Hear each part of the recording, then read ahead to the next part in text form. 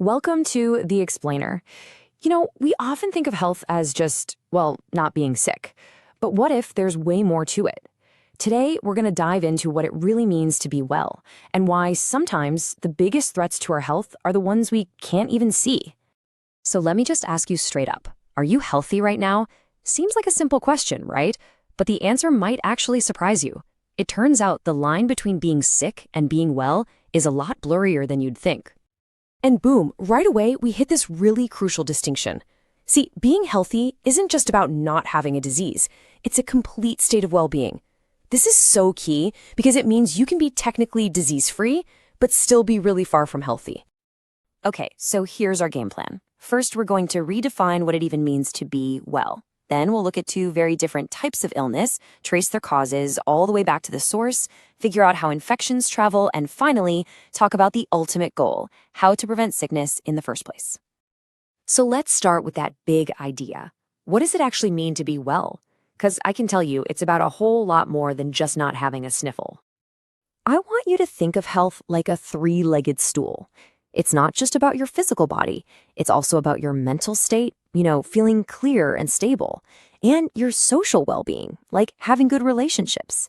If any one of those legs gets wobbly, the whole thing is going to be unstable.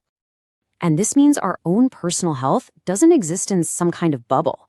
Nope, it's directly tied to the health of our community. I mean, think about it. If there's uncollected garbage everywhere, that can spread disease. If there aren't any good jobs, that creates a ton of stress. Our environment and our society have a direct, real-world impact on our ability to stay well. Now, when we do get sick, the illness itself can show up in two very different ways. And believe me, how long a disease lasts has a massive impact on our overall health. On one hand, you have acute diseases. Think about the common cold. It's annoying, it's a hassle, but then it's gone and you recover. On the other hand, you've got chronic diseases, like tuberculosis. These are more like a long, drawn-out siege on your health, something that can last for years or even your whole life. And that's really what makes all the difference, the long-term damage. An acute illness is just a temporary roadblock, but a chronic disease can fundamentally change your life. It can impact your ability to learn, to work, and can just leave you feeling drained and unwell for years and years. All right. Now we get to put on our detective hats. We're going to investigate what really causes a disease. And as you'll see, the answer is almost never just one single thing. So let's look at this case study, a sick baby. Okay, the immediate cause of the illness is a virus. Simple enough. But we have to ask the next question. Why did this baby get sick? Well, the next layer is poor nutrition and dirty water. And why was that the case? You peel back one more layer and you find the third level cause, poverty.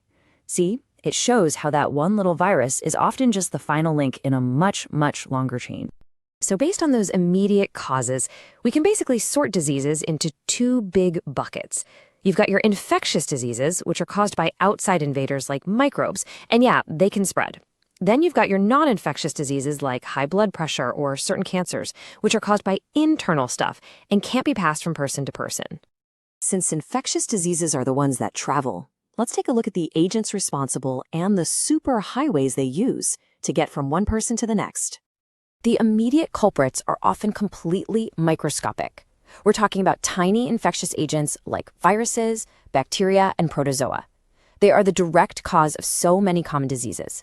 And even though they're invisible to us, they can have a massive impact on our bodies. This chart here really lays it all out. It connects the dots between the microbe, the disease it causes, and how it spreads. So for example, you can see cholera comes from bacteria in contaminated water, while malaria is caused by a protozoan parasite that gets a ride from mosquitoes. Understanding these pathways, that is the absolute key to breaking the chain of infection. Whether it's through tiny droplets in the air, dirty water, or carriers like mosquitoes, knowing how a disease travels is the very first step to stopping it in its tracks. So, now that we get the problem, we can explore the solution. How do we fight back? And maybe more importantly, how can we stop illness from ever getting a foothold in the first place? When we do get sick, treatment usually comes at it from two angles. First, we manage the symptoms, rest, pain relievers, just to feel better. But to actually get better, we need treatment that's directed at the cause, like an antibiotic that goes in and kills the invading bacteria. But the ultimate solution, the real game changer, is prevention. And this isn't just about what you or I do, it's about public health. Things like clean water and clean environments reduce our exposure, while good nutrition builds up our immune system, our body's own personal army against microbes.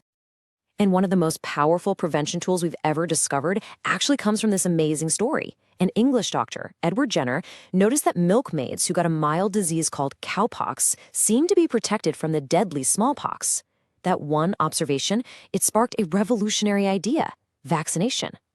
So, how does it work? Well, vaccination basically gives our immune system a training manual. It introduces a harmless look-alike of a microbe, which lets our body learn how to fight it without ever having to suffer through the actual disease. It's like getting our defenses ready for the real battle. And that brings everything right back home, doesn't it? Our health is a shared responsibility. So as we finish up, I'll leave you with this question to think about. What is one step your community could take to be healthier? Because the biggest changes, they often start with one small action.